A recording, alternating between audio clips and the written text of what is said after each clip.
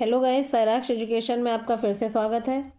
फायराक्स education में हम आपको आईएएस, पीसीएस, आरओ, एआरओ जितनी भी सरकारी परीक्षाएं हैं उनमें पूछे जाने वाले क्वेश्चंस की तैयारी करवाता है।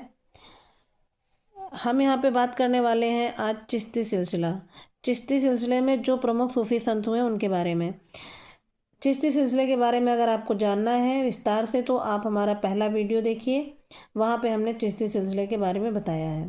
तो हम बात करेंगे चिश्ती सिलसिले में जो प्रमुख सूफी संत हुए हैं उनमें सबसे पहले आते हैं कुतुबुद्दीन बख्तियार काकी। ये ख्वाजा मोइनुद्दीन चिश्ती के शिष्य थे। ये राजनीति और धर्म से इतने जुड़े थे कि कुतुबुद्दीन ऐबक ने उनकी स्मृति में कुतुब मीनार का निर्माण आरंभ कराया था।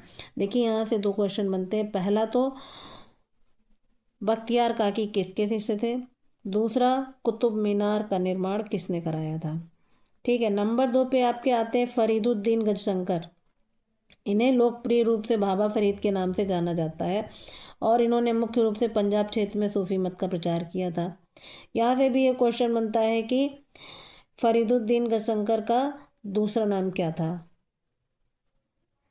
नंबर 3 आपके आते हैं शेख निजामुद्दीन औलिया। इन्हें महबूब इलाही के रूप में जाना जाता है। इन्होंने दुनियादारी को त्याग कर मानवता की सेवा के माध्यम से अल्लाह के निकट जाने में विश्वास किया। अमीर खुसरो निजामुद्दीन औलिया के प्रसिद्ध कवि थे।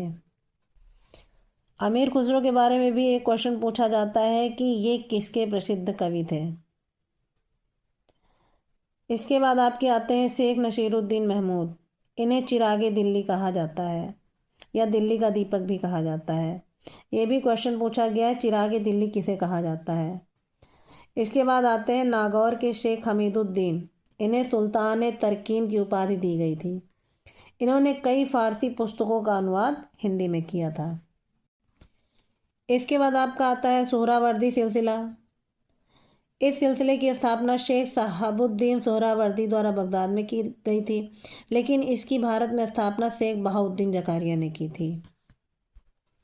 इसके बाद आपका आता है कादरी सिलसिला। शाह नेमतुल्ला ने इस सिलसिले को भारत में आरंभ किया था। इसके बाद आपका आता है नक्शबंदी सिलसिला। नक्शबंदी सिलसिला भारत में ख्वाजा बहाउद्दीन नक्शबंदी द्वारा स्थापित किया गया था। इसकी प्रगति थोड़ा कट्टरपंथी थी। देखिए गाइस, अगर आप यहाँ पे नोट्स बनाना चाहें तो आप नोट्स बना लें, और नहीं तो केवल सुनने मात्र से आपको काफ़ी फ़ायदा होने वाला है। यहाँ पर काफ़ी क्वेश्चन आपको मिलने वाले हैं। अगर आपको हमारा चैनल पसंद आ रहा है यूट्यूब, तो आप लाइक करें, सब्सक्राइब करें। अब हम आगे बात करेंगे विदेशी यात्रियों के बारे में जो कि भारत में समय समय पर आए। सबसे पहले हम दाइमेकस की बात करें जो कि मिस्र का यात्री था और बिंदुसार मौर्य के शासनकाल में ये भारत आए थे। इसके बाद हम बात करेंगे मेगस्थनीज की जो कि मिस्र के थे, जो चंद्रगुप्त मौर्य के शासनकाल में भारत आए थे।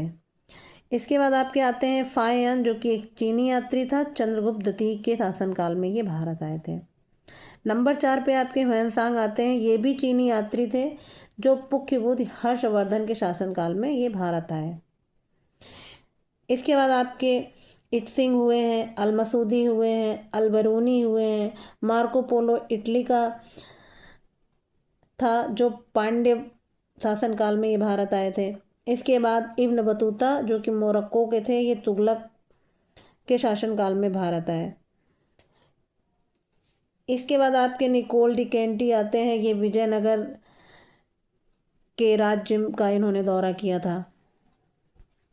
देखिए, अब हम मेगस्थनीज की बात करेंगे और यहाँ से इम्पॉर्टेंट पॉइंट आपको बताएंगे जो कि क्वेश्चन में लगातार पूछा जाता है।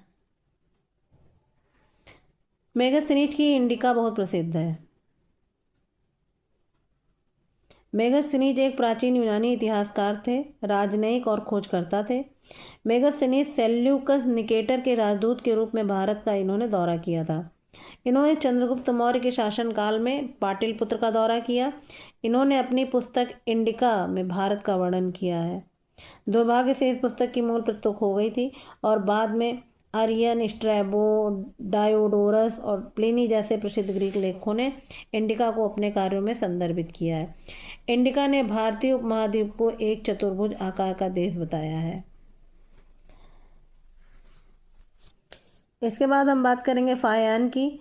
फायान एक चीनी तीर्थ यात्री था जो 400 ईस्वी के आसपास गुप्तकाल के दौरान भारत आया था। यह मुख्यतः बौद्ध मठों का दौरा करने आए थे। इन्होंने एक यात्रा वृत्तांत बौद्ध राज्यों का रिकॉर्ड संकलित किया। इसके बाद आपके आते हैं ह्वेनसांग। ह्वेनसांग भी एक चीनी यात्री थे, बौद्ध विद्वान और भिक्षु थे। ये हर्षवर्धन के शासनकाल में आए थे। इन्होंने जुआन जांग और तीर्थ यात्रियों के राजकुमार के रूप में भी जाना जाता था। ह्वेनसांग ने 5 साल नालंदा विश्वविद्यालय में बिताए थे और आचार्य शीलभद्र के अधीन अध्ययन किया था। देखिए यहाँ से एक तो ह्वेनसांग किसके शासनकाल में आए थे और दूसरा क्वेश्चन कि ह्वेनसांग ने किस शासक के अधीन अध्ययन किया था।